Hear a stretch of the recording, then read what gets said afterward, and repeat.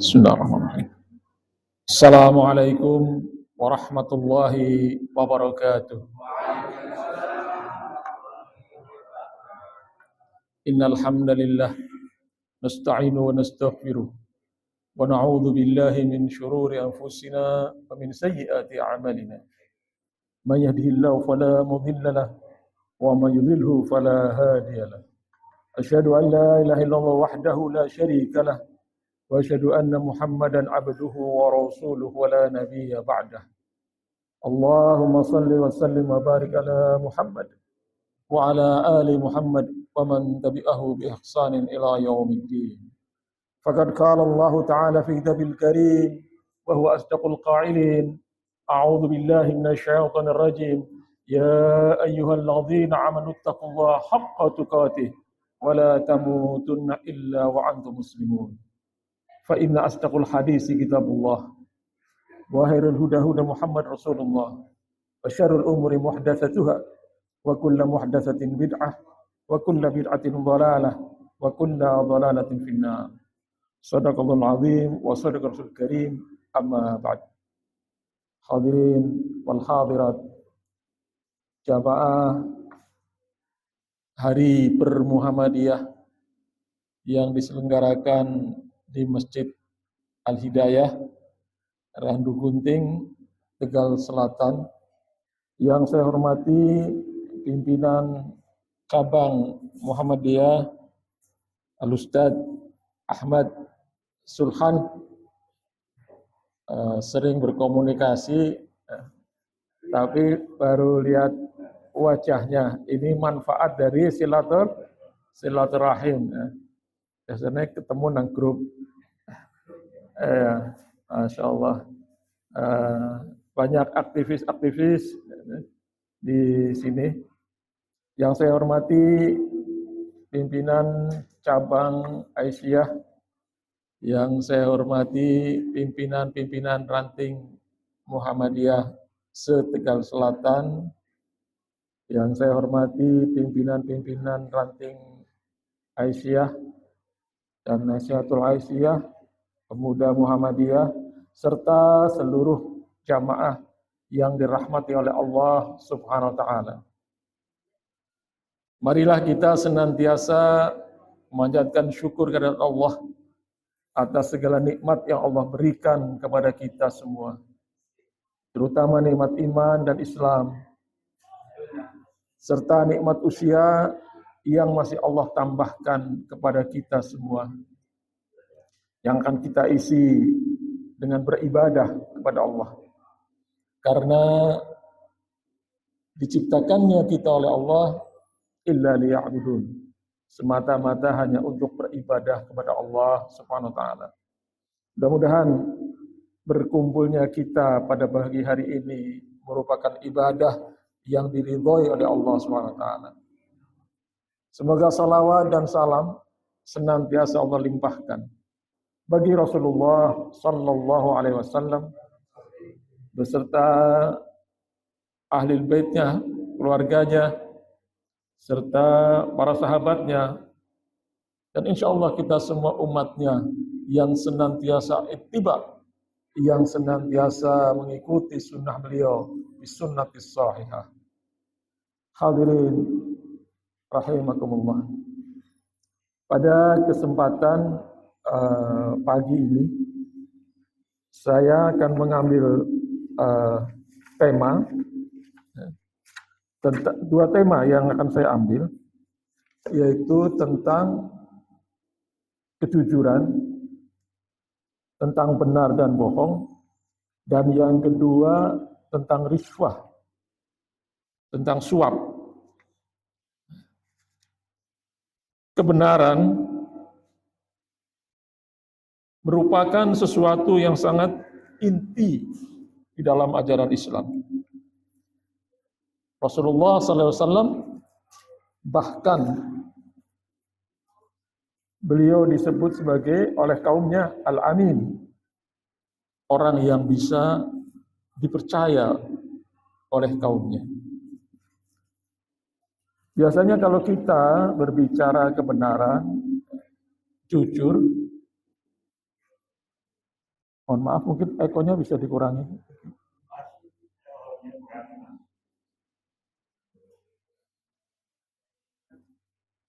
Biasanya pada tataran individu. Kejujuran ini bisa hanya pada tataran individu. Padahal kejujuran ini juga harus didakwahkan sebagai amar ma'ruf. Dan ini merupakan visi Muhammadiyah. Apa visi Muhammadiyah? Udah hafal semua ya? Menciptakan masyarakat Islam yang sebenar-benarnya. Dilakukan dengan amar ma'ruf nahi munkar. Sebagaimana firman Allah, a'udzubillahi minasyaitonir rajim, wal takum minkum ummatun yad'una lil khair wa ya'muruna bil ma'ruf wa yanhauna 'anil munkar wa ulaika humul muflihun.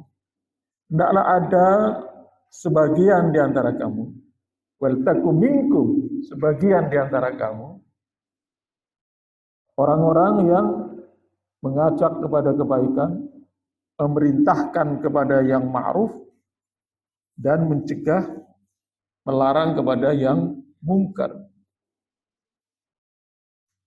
Kalau kita mengajak kepada yang khair, yang baik, khair itu artinya kebaikan ya secara umum. Pagi ini saya bisa mengucapkan sobahul khair. Selamat pagi kepada Bapak dan Ibu sekalian. Tantangannya masih kecil. Ketika kita mengajak kepada kebaikan. Misalnya datang ke Hari Bermuhammadiyah ini, kita ajak teman, mari berangkat berhari Muhammadiyah. Jawabannya, mari kita berangkat, atau oh mohon maaf, saya ada halangan, ya, pasti nggak ada kendala. Tapi kalau sudah perintah, kamu harus berangkat, reaksinya akan berbeda. Karena apa? Karena amar itu harus dengan kekuatan. Jadi kalau kita akan melakukan amar ma'ruf, kita harus punya kekuatan yang besar untuk menjalankan amar ma'ruf. Ada umat Islam harus punya superioritas. Apalagi kalau sudah nahi anil munkar. Melarang itu kan tindakan polisional. Hanya bisa dilakukan oleh negara.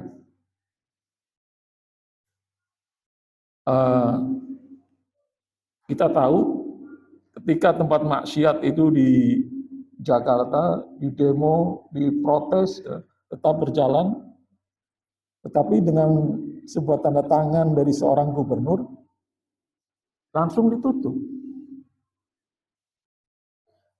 Hadirin, rahimakumullah. Tapi ini tidak bisa dilakukan kalau di dalam umat itu tidak ada kejujuran. Sekali lagi, kalau individual, saya yakin semua yang ada di sini ini orang-orang jujur. Tetapi kejujuran kolektif, ini yang harus diperjuangkan. Hadirin rahimakumullah. Firman Allah di dalam surat At-Taubah ayat 119. A'udzubillahi minasyaitonir rajim. Ya ayyuhalladzina amanu taqullaha wa kunu ma'as shadiqin. Yang artinya, hai orang-orang yang beriman, bertakwalah kepada Allah dan hendaklah kamu bersama orang-orang yang benar. Jadi as-siddiqnya ini harus berjamaah. Wa kunu ma'as shadiqin. Bil amr, bil amr lil jami'. Kafnya pakai waw, nunnya pakai oh. Perintah kepada orang banyak. Masadiqin. Jamak juga orang-orang yang benar. Jadi harus ada kebenaran kolektif pada tubuh umat Islam. Kalau di Muhammadiyah pada tubuh persyarikatannya ini harus ada kebenaran harus ada kejujuran kolektif. Alhamdulillah di Muhammadiyah tidak terdengar ada kasus-kasus yang bertentangan dengan masalah kejujuran. Nah, kalau paito-paitonan tak biasa. Saya di pengajian itu, di salah satu pengajian, pas sesi itu tanya jawab, ada satu jamaah yang angkat tangan, minta waktu, diberi kesempatan bicara. Dia bicara, Pak Sungkar, saya tahu Pak Sungkar itu kalau sama pemerintah, sama Pemkot vokal. Tapi kenapa Pak Sungkar kalau sama Muhammadiyah nggak bisa vokal?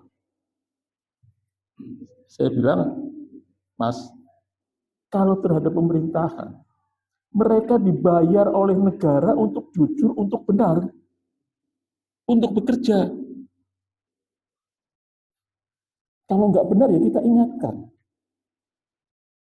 Di Muhammadiyah, nawani wong udah di pengurus bae angel. Ya kan man diganyami. Terus ngapa terus? Ya, kalau ada yang nggak cocok, datangi baik-baik, alafu. Tulungin aja kayak gue. Enak kan? Iya. Nah, rometang, syukur. Ya. Ini hadirin rahimakumullah. Jadi harus ada kejujuran kolektif. Nah, kejujuran yang di dalam Islam itu merupakan ajarannya yang mulia.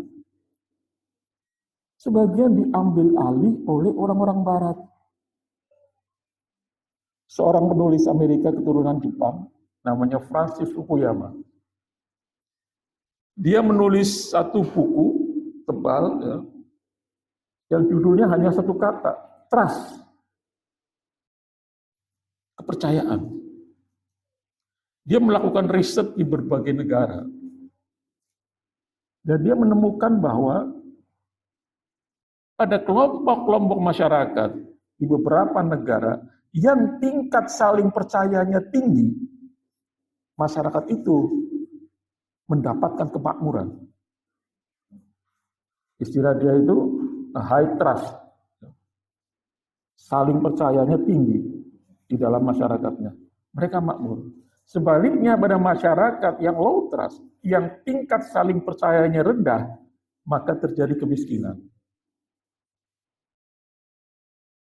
Subhanallah, betapa benarnya ajaran Islam. Jadi trust itu. Kemudian pengarang lain, Joseph Stiglitz, pemenang hadiah Nobel, ya, di salah satu judul bukunya, dia menulis apa? In no one we trust.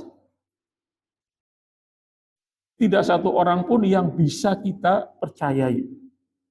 Ini di Amerika, yang konon menjadi contoh demokrasi yang paling baik konon, ya, sulit menemui orang yang bisa dipercaya. Karena apa? Sudah dikuasai oleh kepentingan bisnis. Jadi mau percaya pada siapa? Presiden di Amerika, ini calon-calon presiden, kalau di sana terang-terangan, mereka mencalonkan diri, buka donasi, yang mau nyumbang silahkan. Itu nanti korporasi-korporasi, perusahaan-perusahaan besar itu menyumbang. Nanti kalau dia menang, ya, para penyumbang ini punya lobby untuk melobi pemerintah Amerika untuk memuluskan urusan-urusan bisnis mereka. Ini dianggap normal di demokrasi yang liberal. Kira-kira di Indonesia sudah seperti ini atau belum?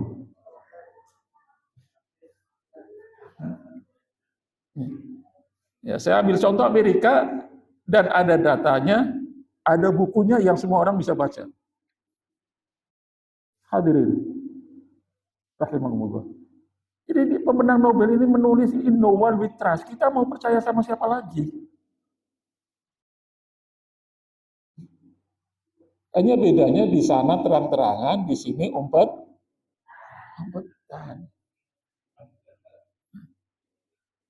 Hadirin rahimakumullah. Kemudian firman Allah di dalam surat Al-Ahzab, a'udzubillahi minasyaitonir rajim. Ya ayyuhalladzina amanu taqullaha wa qulu qawlan sadida yuslih lakum a'malakum wa yaghfir lakum dzunubakum. Shadaqallahul azim. Yang artinya, hai orang-orang yang beriman, bertakwalah kepada Allah dan katakanlah perkataan yang benar. Niscaya Allah memperbaiki amalanmu dan mengampuni dosa-dosamu. Jadi kalau kita menyampaikan, sebelumnya didahului dengan apa? Yang dipanggil. Ya ayyuhalladzina amanu, orang-orang yang beriman. Karena hanya orang yang beriman yang bisa jujur. Ittaqullah, bertakwalah kamu kepada Allah. Untuk apa? Untuk menyampaikan kata-kata yang benar. Maka qaulan sadida, ya, ada penekanan, ada taukid di situ. Jadi menyampaikan kebenaran itu butuh iman, butuh takwa. Karena menyampaikan kebenaran itu butuh keberanian. Syaja'ah. Ini yang syaja'ah, keberanian ini yang kita semakin lemah. Serba ora enakan. Panyabak nakiya ora enak, panyabak nakiya ora enak. Padahal kulil haq, walau kada Quran, sampaikan yang benar. Walaupun itu pahit. Kulil haq wala ala nafsik.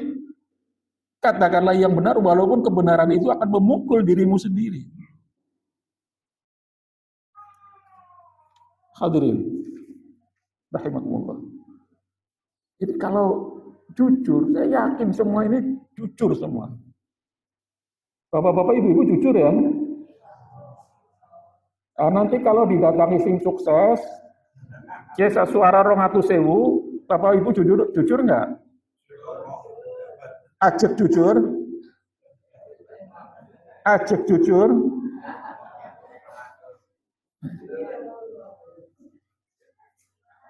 Kita ini ya, hadirin rahimakumullah. Kenapa saya tekankan kejujuran ini? Dan saya hubungkan dengan riswah. Muhammadiyah di Jawa Tengah jumlahnya jutaan apa ribuan? Penduduk Jawa Tengah kan 30 juta lebih ya. Katakanlah Muhammadiyah nggak banyak-banyak, 10%-nya saja. 3 juta. Muhammadiyah memperjuangkan pemimpinnya Bapak Marpuji Ali untuk jadi DPD. Jadi apa jadi? Diulangi lagi, Muhammadiyah memperjuangkan Pak Dahlan Rais untuk jadi DPD. Jadi atau jadi? Ping telune akhirnya kapok lah masing maju.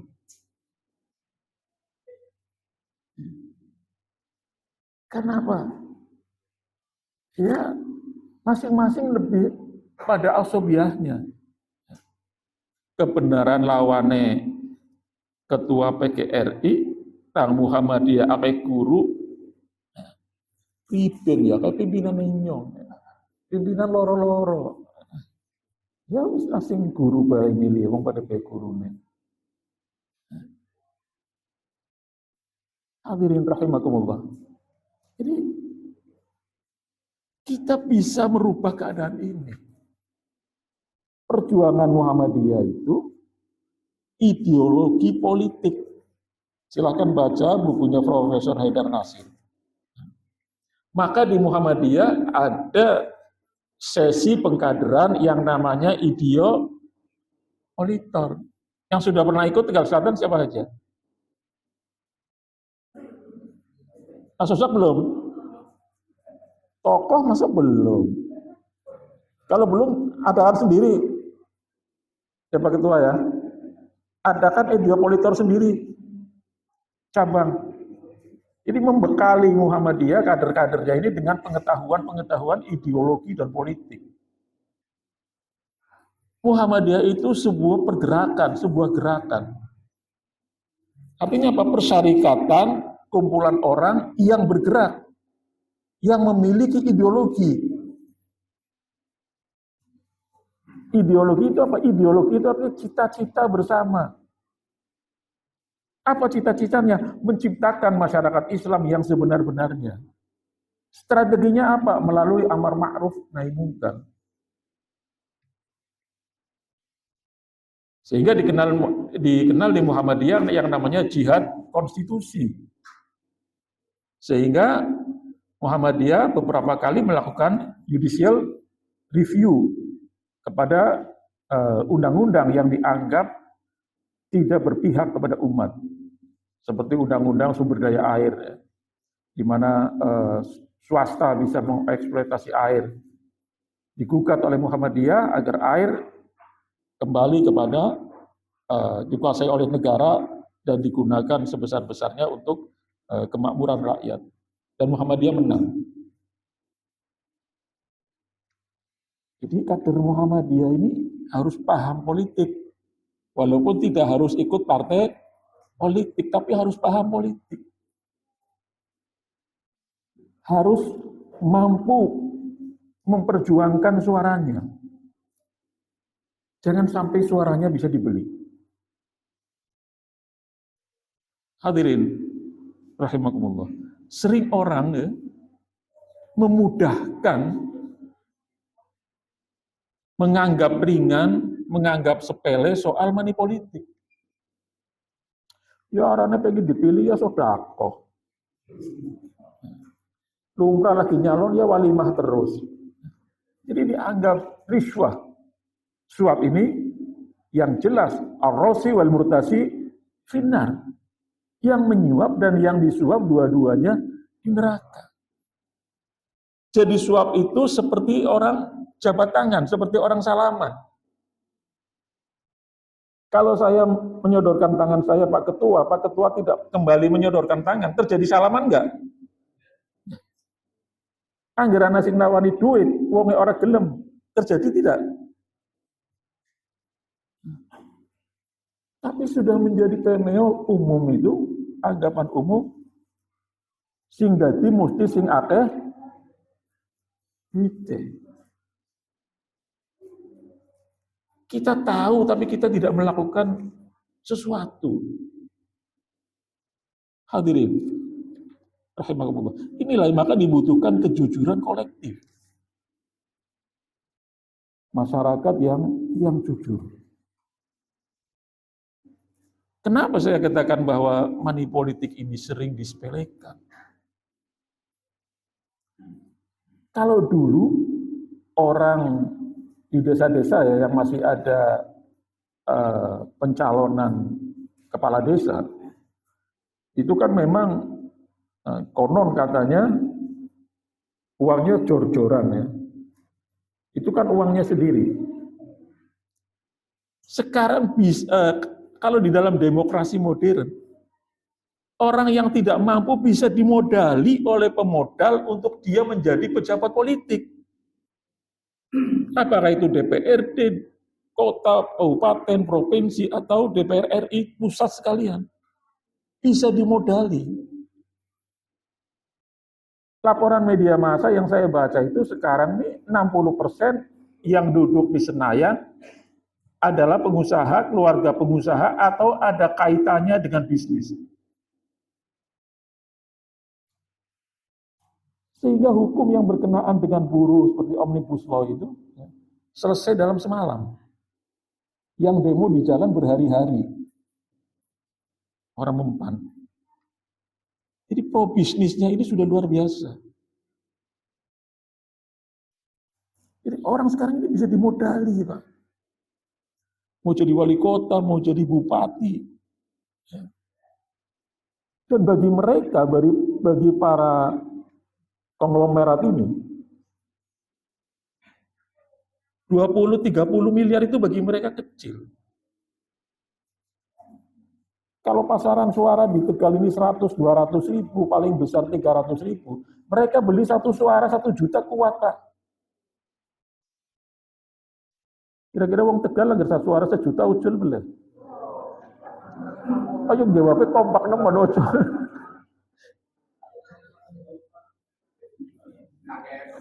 Bayangna sing sauma wonge 5 juta ya. Taruhane iman temenan ya. Ini bisa terjadi, Pak. Dan mungkin sudah terjadi. Dalam kaitan semacam ini, di mana kedudukan Muhammadiyah? Di mana keberpihakan Muhammadiyah? Maka yang tadinya Muhammadiyah ini tidak mengambil sikap yang tegas, belum lama Muhammadiyah mengeluarkan fatwa bahwa money politik adalah haram. Jadi Mas Rosa kalau bisa itu fatwa itu difotokopi Mas, disebar. Kader-kader Muhammadiyah menyebarkan itu. Fatwa MUI-nya sudah lama. Di dalam buku kumpulan fatwa MUI yang cukup tebal itu, salah satu adalah penjelasan tentang riswah. Tentang suap, didefinisikan di situ. Orang sering mengatakan bahwa itu bukan suap, ya namanya dia sedang punya hajat, dia sodako.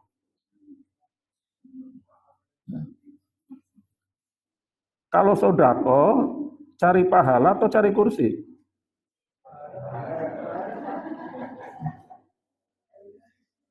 Ada yang jawab kursi ya. Ayo kita perucut ya. Sodako adalah cari pahala. Angger sodako wae 5 tahun sepisan. Ya. Sering dapat apa ya keluhan dari orang ya.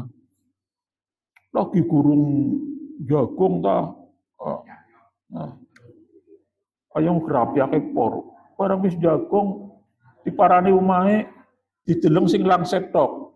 Siapa? Rosak. Kita sumbangan, saya tutup maning. Gini apa nggih?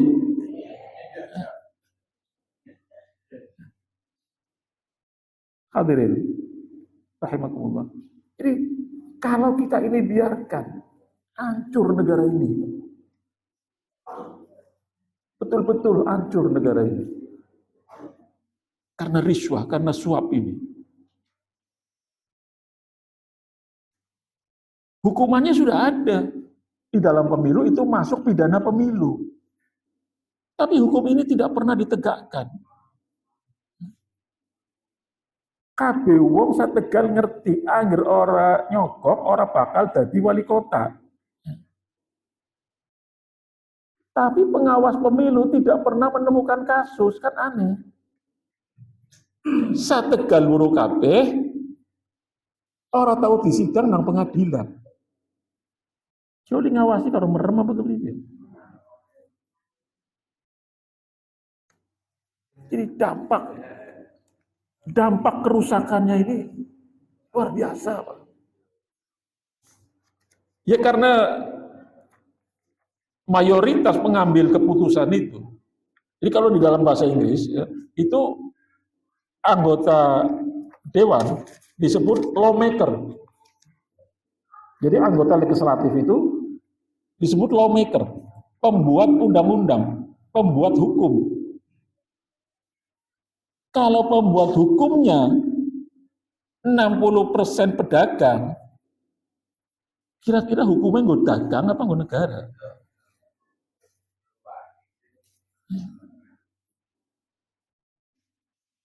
Kita sudah sedang punya masalah dengan pantai, kita sedang punya masalah dengan laut. Pasirnya dikeruk didol malih Singapura.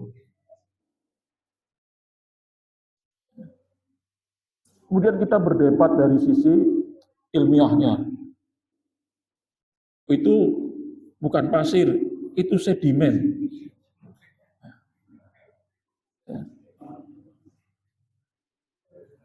Saya dari teknik sipil ya. Jadi sedimen itu ada namanya transfer sedimen. Jadi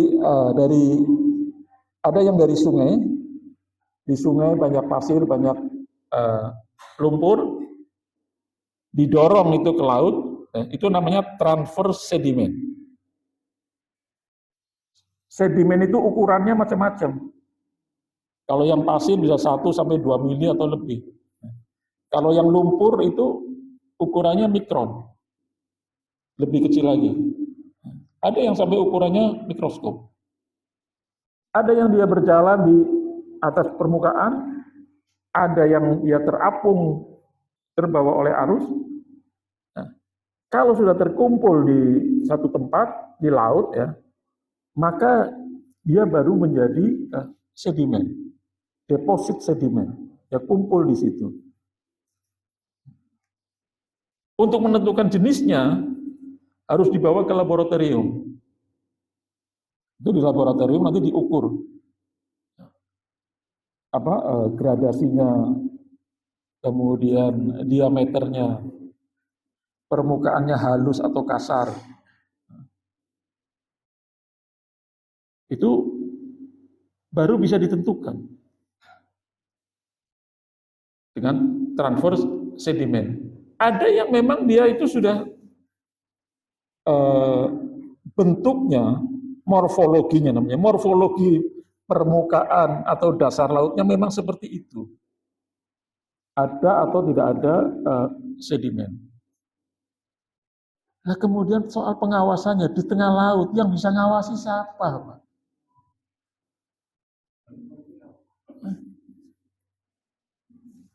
Hadirin rahimakumullah. Nah, soal ancaman ya, ancaman menerima suap ini. Di dalam surat An-Nisa ayat 28. A'udzubillahi minasyaitonirrajim. Ya ayyuhalladzina amanu la ta'kulu amwalakum bainakum bil batil illa an takuna tijaratan an taradin minkum. Hai orang-orang yang beriman, sekali lagi yang diundang itu orang-orang yang beriman. Janganlah kamu saling memakan harta sesamamu dengan jalan yang batil, kecuali dengan jalan perniagaan yang berlaku dengan suka sama suka di antara kamu.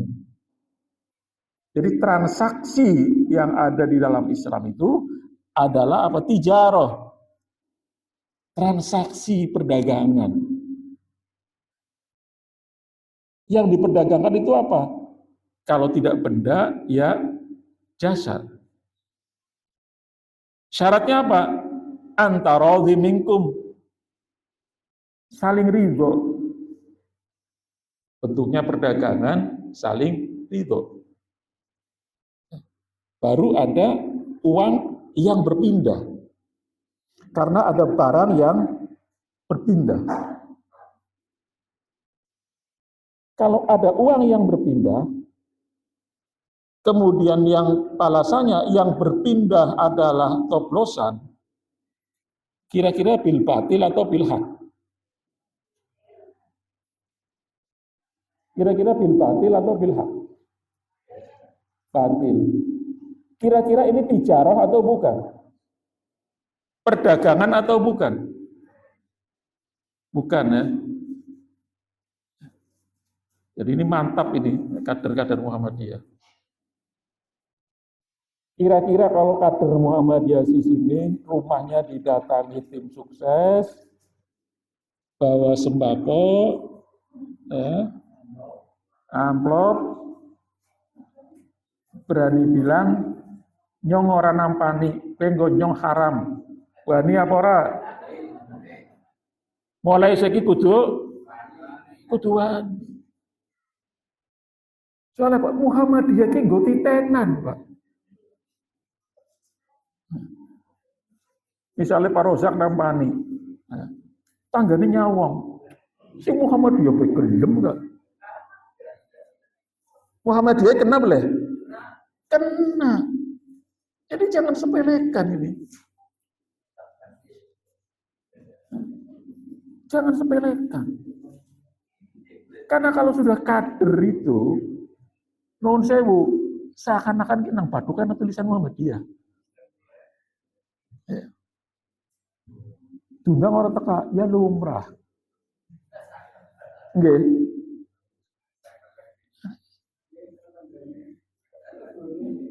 Lah wis ana setempele ora nggo awake dhewek tur dadi tim sukses melu bageni, Masya Allah.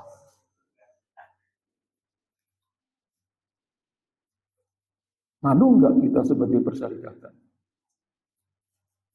Hadirin rahimahullah.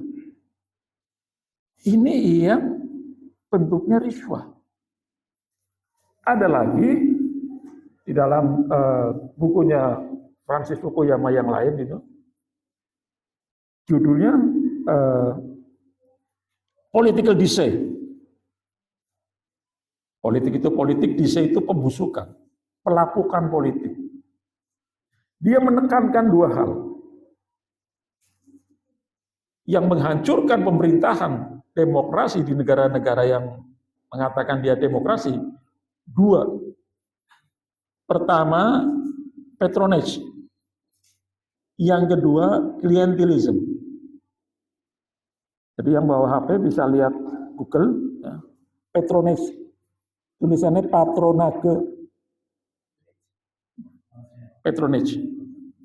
Jadi patronage ini, para pejabat negara ini, apakah dia anggota legislatif, pusat atau daerah, apakah dia presiden, apakah dia menteri, ya.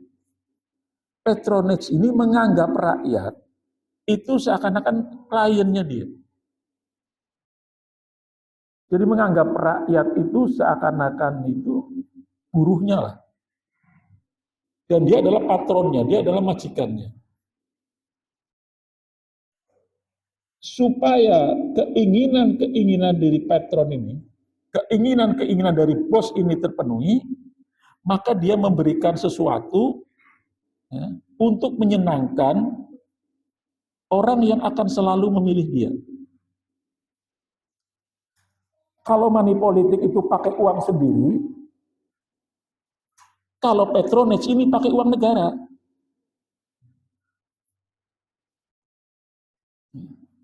Jadi misalnya di sini ada, sekitar sini ada rumah tidak layak huni. Nyong anggota dewan gaya apikan, mubeng-mubeng. Ya kayak sampean rumahnya angger dibantu rehab, pada rumah gelem lah. Nggih purun. Tapi engko dong wis ora kelalen, nggih mboten.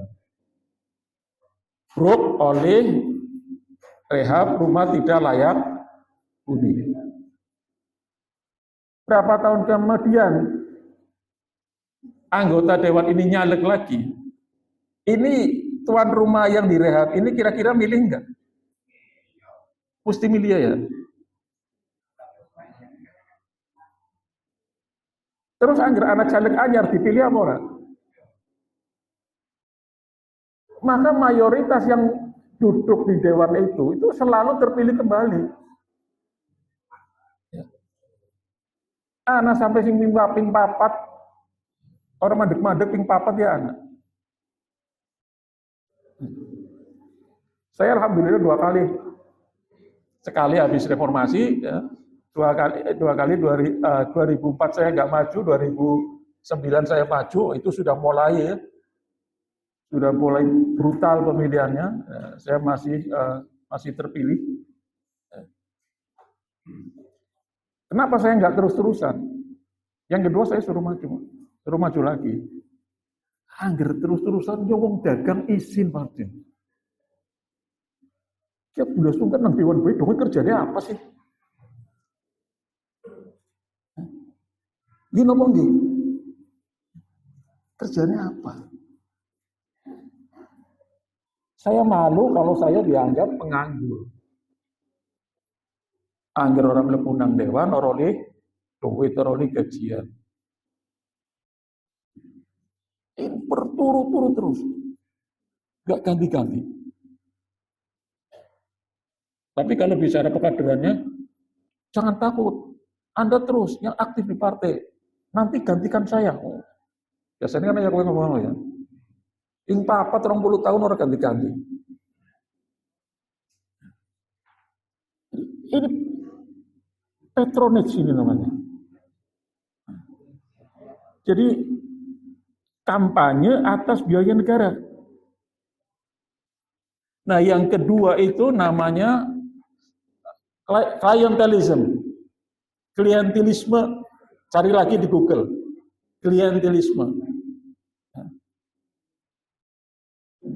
Muhammadiyah harus cerdas ini secara politik. Jadi klientelisme itu ya, intinya sama, tetapi dengan kebijakan, membuat kebijakan-kebijakan yang memungkinkan para incumbent ini agar mereka selalu terpilih kembali. Maka muncul istilah yang namanya pokir. Maka muncul istilah dana aspirasi. Jadi pokir dana aspirasi ini adalah kampanye atas biaya negara.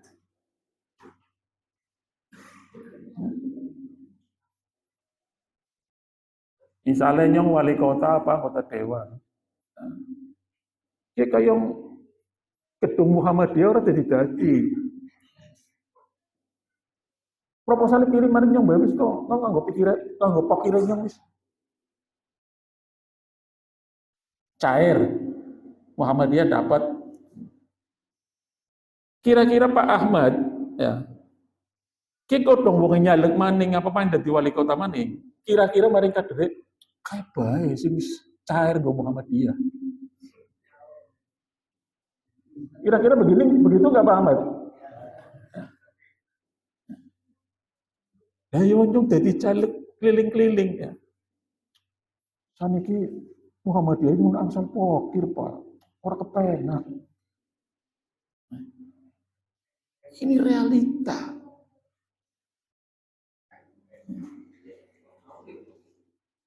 Kalau Muhammadiyah terus terpengaruh oleh hal semacam ini, maka Muhammadiyah akan ikut andil di dalam kerusakan bangsa ini.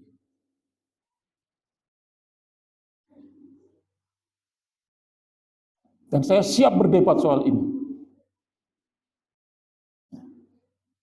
Rusak, Pak. Jadi anggaran kita ini dipakai untuk kepentingan orang-orang yang duduk agar terpilih kembali. Saya bedah APBD Kota Tegal untuk pengetahuan kita semua. Anggaran kita itu Kota Tegal ya, 1,1 triliun kurang lebih. Ini hampir 50%-nya untuk gaji pegawai.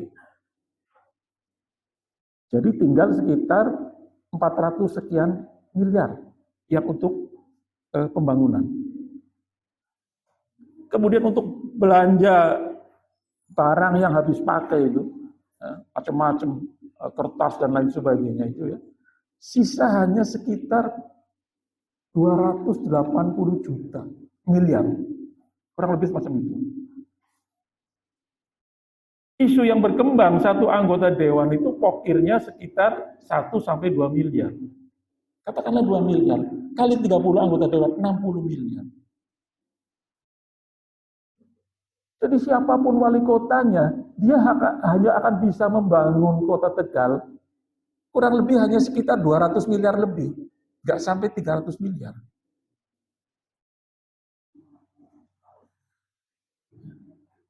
Jadi bolak-balik Tegal kayak baik. Ben katon dintongna nang Ahmad Yani 8 atau 12 miliar. Alun-alun Jalan Pancasila 6 miliar. Tegal Selatan.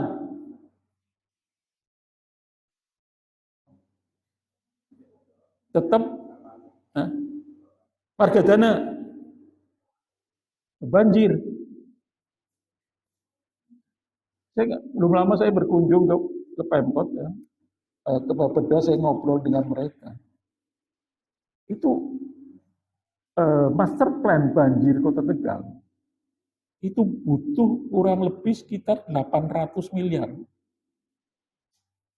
Tahun 2012 Saya ikut membaca master plan-nya. Itu untuk mengatasi banjir Kota Tegal itu masih sekitar 220 miliar. Karena tidak dikerjakan 12 tahun kemudian, itu sudah sekitar 800-an. Kita nggak mampu. Kita, Pemkot nggak mampu, Pak. Ini harus bantuan dari pusat, kita nggak mampu. Jadi sih mau kebanjiran, ya aja kebanjiran. Ini kader-kader Muhammadiyah harus melakukan terobosan-terobosan untuk melakukan perbaikan di dalam hal ini. Dari pusat sampai daerah, Muhammadiyah harus aktif. Jangan jadi penonton. Dan suaranya Muhammadiyah ini harus menjadi suara emas. Orang-orang yang dipilih orang-orang Muhammadiyah adalah orang-orang yang berkompeten. Kita dapat 1-2 menteri BK yang bisa ngepor. Iya kan? Kalau Muhammadiyah menggunakan hak politiknya dengan benar, Senayan isinya Muhammadiyah. Muhammadiyah sing bener-bener Muhammadiyah, kudu lurus suarane Muhammadiyah tok. DPRD Kota Tegal isinya Muhammadiyah. Zaman Pak Hisham 99 itu orang Muhammadiyah di Kota Tegal dapat suara 23.000, menghasilkan 4 anggota dewan. 23.000. Yang paling banyak Tegal Timur. Tegal Timur sekitar 13 atau 14.000. Tegal Barat 4.000, Tegal Selatan 3.000, Margadana sekitar 2.000. Sekarang kalau 2.000 itu jadi kalau sekarang 23.000. Setigari loro. Ya, kue baik, wallahu a'lam. Jadi ki suarane Muhammadiyah dipangan geraha apa kepriye? Jadi secara politik kira-kira kader Muhammadiyah mampu nggak mengembalikan ini? Harus mampu. Ketua PDM kita, Dr. Heru, jadi wali kota pantas apa ora? Pantas nggak penuh. Di sana ora. Tapi wong mesti jawabannya sama. Alah, pirang miliar gue bisnis we. Kena. Tapi kalau seluruh orang Muhammadiyah kompak, maju Pak. Sepanduk urusan nyong. Saksi urusan nyong, kabeh wong kompak kaya kowe.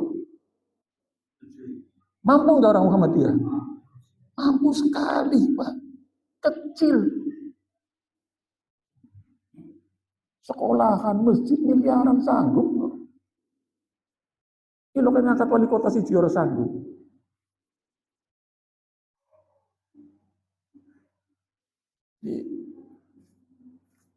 Kader-kader kita ya kudu sering digembleng kayak iya Pak. Ya. Aku ndelengna kaya yo Allah. Eman suarane Muhammadiyah. Eman bener.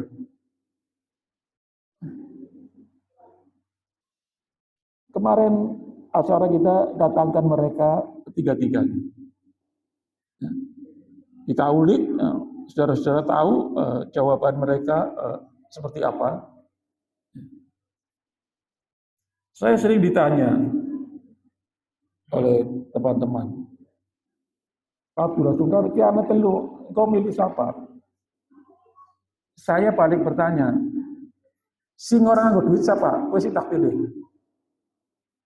Ya langkau Pak, ya tak lempit terlebok namanya. Saya katakan seperti itu. Kalau semua orang mengatakan tiga-tiganya begitu semua, wassalam selesai. Saya menjalankan kewajiban saya, diundang oleh negara untuk datang ke TPS, saya datang ke TPS. Tapi kalau informasi yang berkembang semacam itu, misalnya ketiga-tiganya riswah, tidak ada satupun yang tidak riswah, saya lempit kembali, saya masukkan polos. Selesai. Ini dosa kok. Ar-Rashi wal Murtasi, yang menyuap dan yang disuap. Dua-duanya. Saya tidak mau menjadi bagian dari dosa itu. Lempit-lempuk namanya selesai, wassalam. Tapi kalau ada asal-asal misalnya jamin, Pak Abdullah Sukar, dia pilih jagone nyongke. Dia mungkin sama sekali orang nyokok. Sumpah wuduh orang nyokok, Pak Rosak. Sumpah wuduh orang nyokok, salaman, tak nok tak pilih. Anggaran apa susah?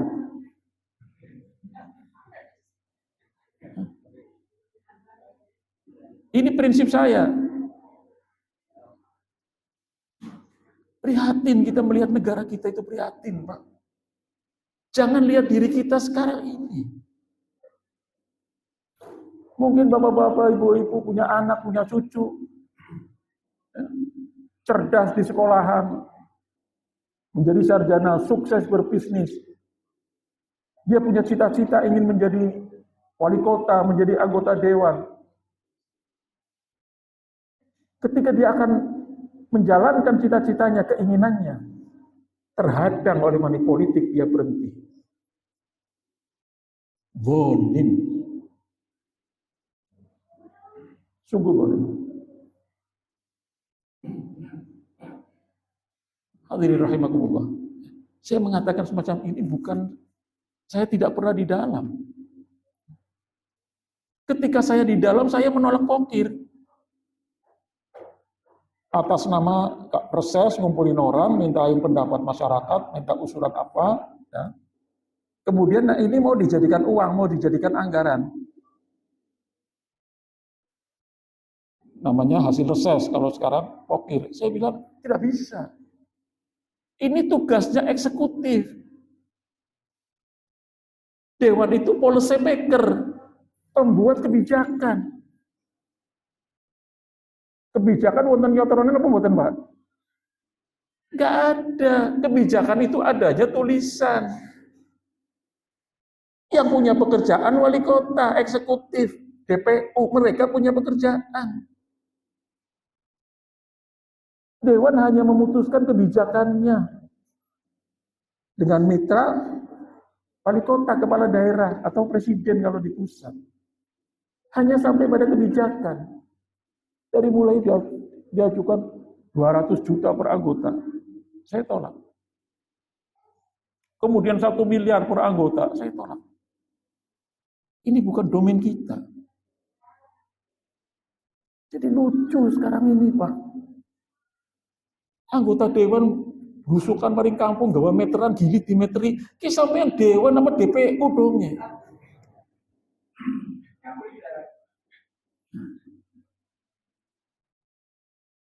Tapi masyarakatnya seneng ya akhir loh. Karena apa? Pengetahuan politiknya ya. Istilah Muhammadiyah secara politik kurang tercerahkan.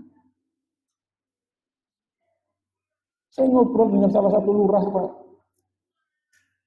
Pak, saya dengar masyarakat sekarang artinya angger jaluk apa-apa maring musrenbang, angel, itu kan jaluk maring dewan cepet.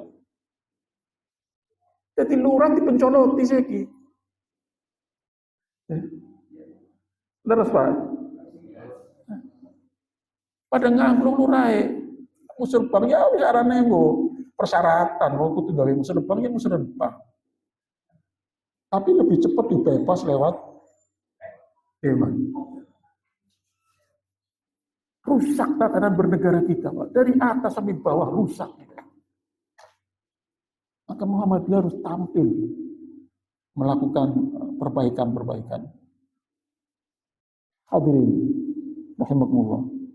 Jadi saya jawab beberapa hadis tentang suap.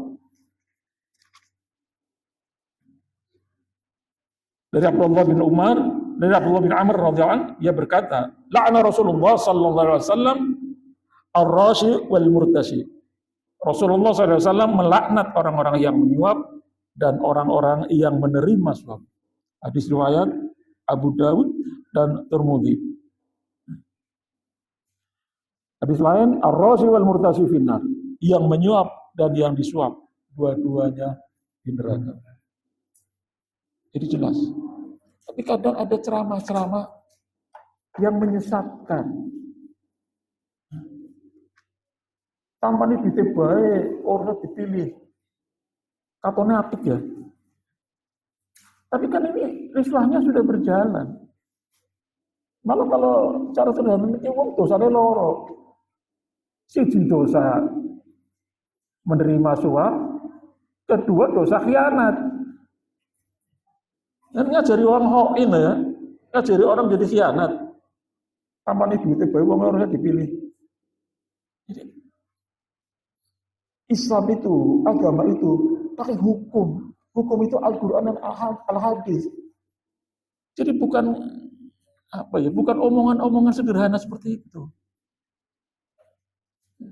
Ada lagi yang berdalil bila perlu kebenaran suara itu bila perlu kita beli. Ini kan menyesatkan sekali. Daripada dipegang orang yang zalim, orang yang lebih baik. Ya. Kalau ada orang yang maju dan dia membeli, lebih baik kita pilih dia. Itu kan ana wong baik nyogok. Wonten, Pak. Tiang saya nyogok wonten wonten.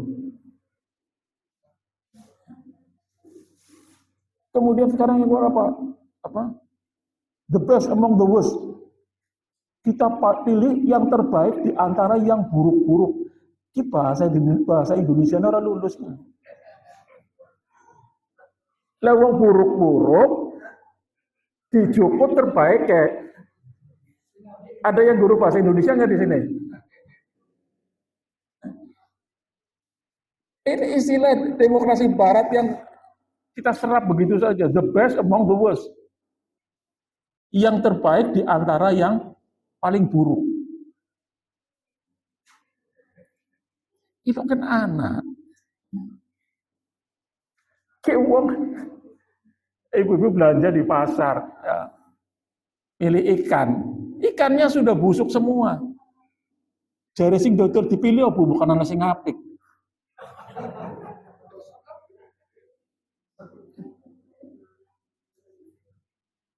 Hadirin rahimakumullah. Setelah mendengar ini semua, bapak-bapak, ibu-ibu, kalau ada tim sukses datang ngasih duit, diterima apa ditolak? Ibu-ibu diterima apa ditolak, Bu?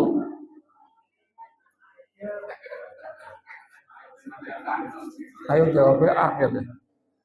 Emang sing angel ibu-ibu, Pak. Saya pernah diundang di satu kecamatan. Di satu kecamatan, di kabupaten ya.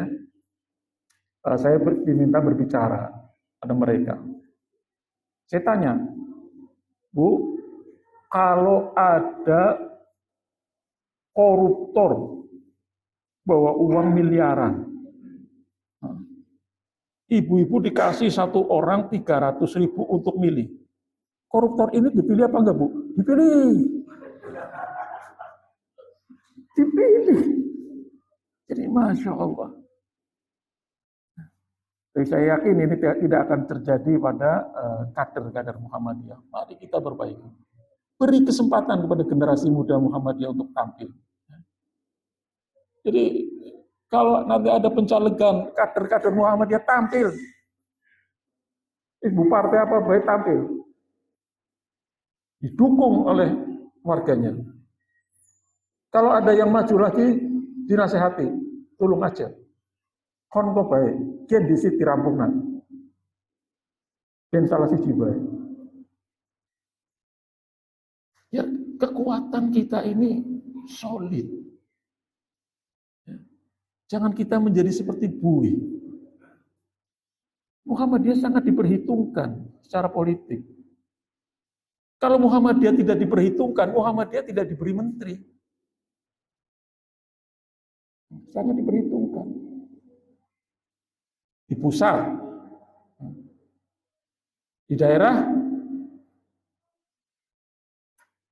mudah-mudahan juga diperhitungkan apabila soliditas kita itu tampak. Hadirin rahimakumullah, sudah mendekati jam 9. Oh, sampai jam 10. Ya. Masih lanjut? Atau ada tanya jawab?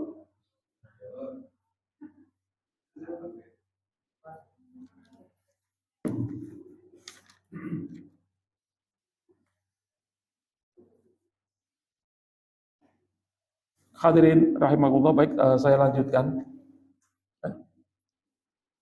Kemudian ancaman menjadi saksi palsu. Firman Allah di dalam surat Al-Ahzab ayat 70, A'udzubillahi minasyaitonirrajim. Ya ayyuhalladzina amanu taqullaha wa qulu qawlan sadida yuslih lakum a'malakum wa yaghfir lakum dzunubakum wa may yuti'illaha wa rasuluhu faqad faza fawzan 'azima. Dalam surat lain, walladzina yu'dzunal mu'minina wal mu'minati bighairi maktasabu faqad ihtamalu buhtanan wa isman mubina. Shadaqallahul 'azim. Yang artinya, orang-orang yang beriman, bertakwalah kamu kepada Allah dan katakanlah perkataan yang benar. Niscaya Allah memperbaiki bagimu amalan-amalanmu dan mengampuni bagimu dosa-dosamu. Dan barang siapa mentaati Allah dan Rasul-Nya, maka sesungguhnya ia telah mendapat kemenangan yang besar. Dan pada surat Al-Ahzab, dan orang-orang yang menyakiti orang-orang mukmin dan mukminat tanpa kesalahan yang mereka perbuat, maka sesungguhnya mereka telah memikul kebohongan dan dosa yang nyata. Jadi kaulan sadida itu berulang-ulang disampaikan, ya. Jadi perkataan-perkataan yang benar. Kemudian tentang fitnah, ya, kita menyakiti saudara kita. Kalau tidak ada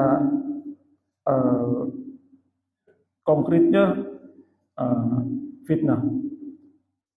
Kalau ada konkretnya, mengungkapkan aib, itu ghibah. Dua-duanya dilarang. Tetapi dalam kehidupan politik itu sudah menjadi sesuatu yang biasa, dianggap biasa. Maka Profesor Dr. Amin Rais itu membagi politik menjadi dua, high politik dan low politik. High politik itu yang kaitannya dengan urusan negara saja sudah. Tentang bagaimana memakmurkan rakyat, tentang bagaimana pemerintahan yang baik. Tapi kalau yang low politik ini, hanya satu tujuannya, bagaimana untuk terpilih dan terpilih kembali. Nah, yang low politik ini yang sekarang ini yang banyak terjadi. Yang penting bagaimana terpilih kembali. Segala macam cara, politik uang, fitnah, semua dilakukan. Jadi ya semacam di Tegal ini kan bisik-bisik sudah kita dengar, ya. Di samping kampanye yang resmi di permukaan kan di bawah mereka itu saling serang luar biasa. Padahal kalau tujuannya baik ya sudah, sampaikan aja tujuannya. Nah, karena tadi bicara anggarannya, karena anggaran kita yang terbatas ini digunakan secara tidak tepat sasaran, maka rakyat yang menderita di pusat, di jantung kota, di salah satu RT, di salah satu RW, di salah satu kelurahan. Mohon maaf, ada satu rumah cacahnya 25 jiwa. Jadi anggar buka lawan nuwun sewu, anak wong lagi selonjo. Mbahnya, Pak D-nya, kumpul kabeh sak omah.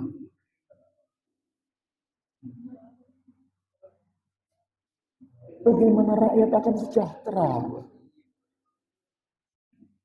Jadi ini mungkin bukan 1-2 rumah.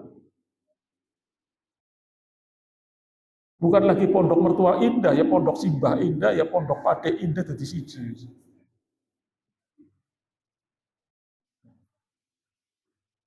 Ada hitungan itu secara teknis di perencanaan kota, ada yang namanya backlog di dalam perumahan.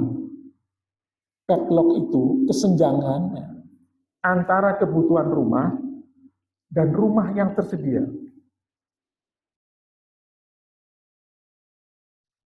Kota Tegal ini backlognya itu waktu itu 4.500 kakak yang tidak punya rumah.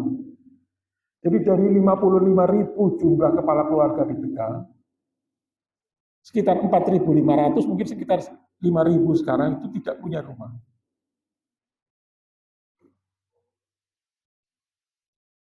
Bagaimana orang akan sejahtera kalau tidak punya rumah? Maka idealnya Kota Tegal ini harus punya antara 10 sampai 20 rusunawa. Punya rumah yang disewakan kepada masyarakat oleh negara secara murah. Ini nggak jadi-jadi. Kita punya itu semua bantuan pusat. Yang di Kupat Blongnong itu bantuan pusat. Yang di Tegal Sari bantuan pusat. Pemkot hanya menyediakan tanahnya saja. Jadi nggak sulit untuk kita sejahtera. Karena syarat sejahtera itu, secara ekonomi, ada 3 sejahtera. Pertama land itu ya rumah ya tanah. Kedua kapital, modal. Ketiga labor atau entrepreneur, pekerjaan atau perdagangan. Jadi kalau orang yang sejahtera punya 3 hal ini, punya rumah, tanah, punya modal, punya pekerjaan atau punya usaha. Ini syarat sejahtera. Jadi kalau negara akan mensejahterakan rakyatnya, maka harus mampu menyediakan perumahan untuk rakyatnya. Jadi bagaimana KDRT dan lain sebagainya, mohon maaf, beredar yang belum lama ini beredar di media sosial itu ipar apa itu? Ipar berdarah atau ipar apa itu? Ipar adalah maut. Nah, ini ada yang apal. Ipar adalah maut. Nah, bagaimana ipar tidak maut ya kalau satu rumah kumpul jadi satu, cacahnya 25 orang. Ini masalah keumatan yang Muhammadiyah juga harus tampil.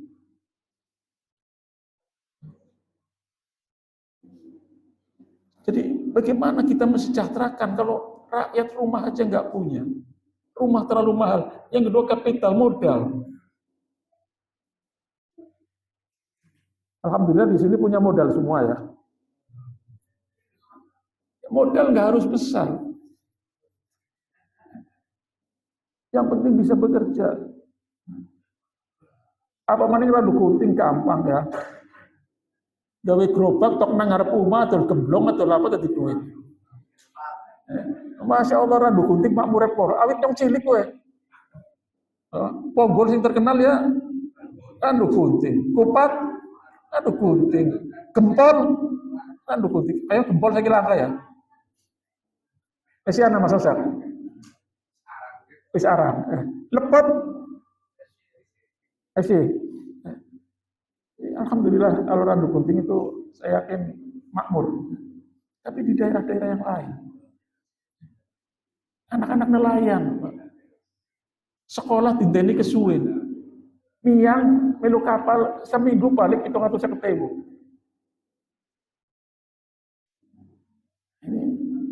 Ini memerlukan pendekatan-pendekatan. Maka kalau bisa Muhammadiyah masuk ke daerah nelayan, kita sejahterakan. Karena kadal fakru ayakuna kufra. Jangan-jangan kemiskinan ini akan membuat orang jadi kufur. Dan ini sudah terbukti kufra politik kan. Suaranya umat Islam bisa dibeli. Ini permodalan ini. Nah, seperti. Kemudian entrepreneurship. Ya ini semua di dalam Islam ada. Yang sering dicontohkan adalah Abdurrahman bin Auf. Ketika kaum muslimin berhijrah dari Mekah ke Madinah, mereka meninggalkan keluarganya, meninggalkan hartanya. Tidak membawa apapun juga. Kemudian kitab kaum Ansor, luar biasa persaudaraan mereka ini. Ketika Abdurrahman bin Auf disambut akan dibantu oleh mereka, Abdurrahman bin Auf hanya mengatakan satu kalimat, aina suq, di mana pasar? Kemudian beliau menjadi sahabat yang terkaya. Hadirin, rahimakumullah. Nah, ini dibutuhkan ta'awun. Kembali tadi di awal pembicaraan adalah trust, saling percaya kita. Kalau kita saling percaya, maka ekonomi akan bergerak. Banyak ya kearifan lokal yang sekarang sudah hilang. Dulu mbah-mbah kita mungkin punya tanah yang luas, kan panggil orang suruh mengerjakan. Yang punya ternak banyak, istilahnya digaduh. Orang lain suruh mengerjakan. Tapi karena hilangnya trust, hilangnya rasa percaya, sekarang itu sudah sulit terjadi. Dititipi sapi, orang pedete, orang sapi ini hilang kabeh. Trustnya itu sudah nggak ada. Kon garap tanah, tidak ada kena. Nah, maka kejujuran, kembali lagi, kejujuran. Dengan kejujuran yang kuat, kita bisa saling firqah, saling bekerja sama. Saya lihat anak-anak muda, entrepreneur muda sekarang sudah melakukan itu. Ya. Mereka melakukan joint forces secara ekonomi, melakukan kerjasama. Mungkin di Muhammadiyah juga bisa seperti itu. Yang ada yang mengerjakan mebel, ada yang stok balok, bisa kerjasama kan? Kemudian pada bidang-bidang yang lain, ada yang punya toko, ada yang supply barang. Kita utamakan dari dalam. Tapi kembali lagi, Muhammadiyah lokma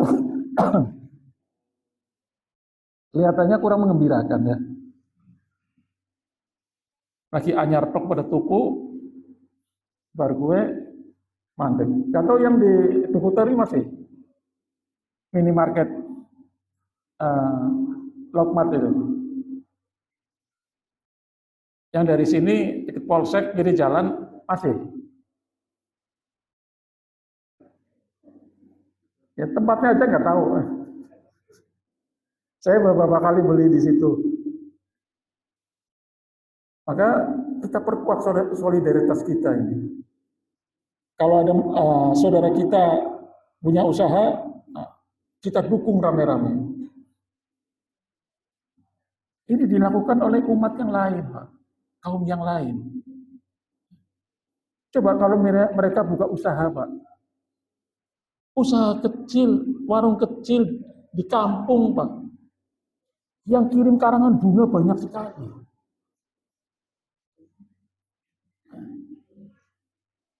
Jadi kita buru-buru kirim karangan bunga ya Pak. Jadi mari kita perkuat ukhuwah kita ini. Di dalam segala bidang. Terutama di bidang ekonomi. Hadirin rahimakumullah. Jadi trust ini, rasa saling percaya ini mari kita tumbuhkan secara bersama-sama. Kita perkuat trust kita. Karena trust ini jaminannya surga. Kata Rasulullah SAW, pedagang yang jujur itu akan berada di surga bersama dengan para siddiqin, orang-orang yang jujur, dan bersama syuhada. Jaminannya di surga bersama syuhada bagi orang-orang yang jujur. Maka kita tekankan kejujuran, terutama kita berikan pendidikan kejujuran pada anak-anak kita. Kita tanamkan kejujuran pada anak-anak kita ini. Dari kecil sudah, terutama di amal usaha pendidikan Muhammadiyah, tanamkan kejujuran pada anak. Dan ketika sudah menginjak SMP, SMA, tanamkan kejujuran politik kepada anak-anak. Kalau kamu memilih diberi uang, jangan mau. Ya Pak Guru ya, tanamkan itu. Jangan mau. Betul Pak Guru? Sampaikan itu kepada anak didik kita. Karena dampaknya yang sudah luar biasa sekarang ini. Kehancuran di mana-mana, masyarakat diabaikan. Masyarakat selalu protes, tetapi protesnya hanya ditampung. Berapa pedagang di alun-alun yang tergusur? Yang di Ahmadiyani katanya dipindahkan ke Jalan Cokro Aminoto dan Setiabudi. Sampai sekarang tidak terjadi pemindahannya. Belum lama saya ke Jogja. Di pemerintah Jogja itu bagus. Malioboro itu PKL-nya dipindahkan. Ada namanya Teras Malioboro 1 dan Teras Malioboro 2. Tempatnya modern semua. Jadi pedagang yang artinya apa? Memindahkan dengan memberi tempat. Mungkin ini bisa dijadikan model di Tegal ini. Karena kita menggunakan badan jalan juga salah, Pak. Kita tidak boleh menghalang-halangi orang berjalan, itu tidak boleh. Agama pun mengatakan tidak boleh. Kemudian kita mengambil yang bukan milik. Jalan itu kan bukan milik kita. Milik umum, milik pemerintah. Kita ambil untuk bikin warung di situ. Maka tapi harus ada solusi. Maka mudah-mudahan nanti siapapun wali kotanya itu kalau memindahkan itu memberi tempat.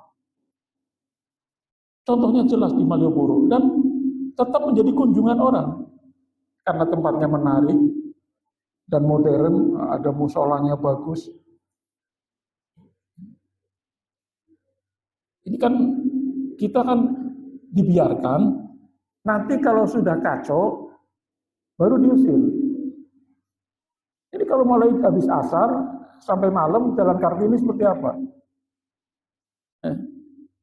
Nanti akan tiba waktunya mereka diusir tanpa solusi.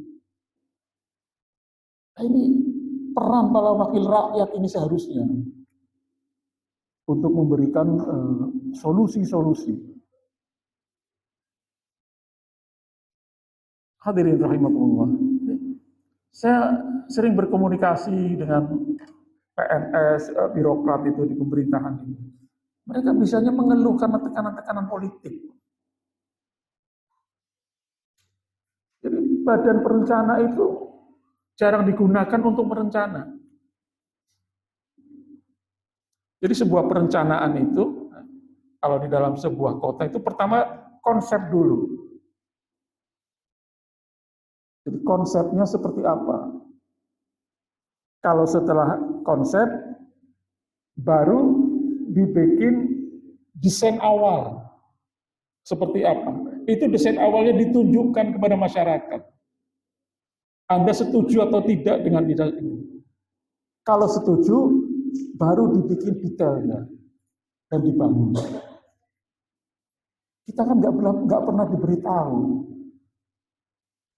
Jalan Ahmadiyah ini dibikin seperti itu, kita nggak tahu. Tahu-tahu jadi. Kemudian jalan Pancasila dibikin lebar semacam itu juga kita tidak tahu, tahu-tahu jadi. Para perencana di Pemkot ini, mereka mengeluh, cuma tidak berani. Tidak berani untuk berbeda pendapat dengan pejabat-pejabat politiknya. Dan ini terjadi di segala bidang. Di dalam penganggaran juga. Sehingga insya Allah ke depan ini mudah-mudahan Muhammadiyah melalui lembaga hikmah dan kebijakan publik, antum ya ikut bergabung ya. Nah, itu aktif adakan diskusi-diskusi di Muhammadiyah. Jadi kader-kader Muhammadiyah itu harus aktif berdiskusi. Dulu saya memberi saran kepada pemuda-pemuda Muhammadiyah. Jadi teman-teman muda ini kalau mau bikin diskusi, mikir. Gue pembicaranya pira. Sedeke pira. Kalau anggar ente milih pira-pira kabeh, ente ora diskusi ya. Akhirnya diskusinya cuma setahun sekali bikin acara yang besar ya. Saya bilang diskusi itu sederhana. Anda beli koran Suara Merdeka, Anda beli koran Radar, apa yang menarik hari itu Anda kumpulkan 5 orang, itu diskusi. Termasuk di masjid juga mungkin bisa seperti itu. Kita diskusikan, kemudian kita bawa secara organisasi kita rembuk. Sehingga Muhammadiyah tampil dengan gagasan-gagasan baru yang berlian, disampaikan kepada pemerintah melalui rekomendasi LHKP. Insya Allah dapat kita lakukan. Hadirin rahimakumullah, mudah-mudahan apa yang kita kaji bersama, yang saya sampaikan, membawa manfaat bagi kita semua. Apabila ada kekurangan dan kesalahan datangnya dari saya, Nasr minallah fatun karim, illa hidayah wa taufik. Assalamualaikum warahmatullahi wabarakatuh.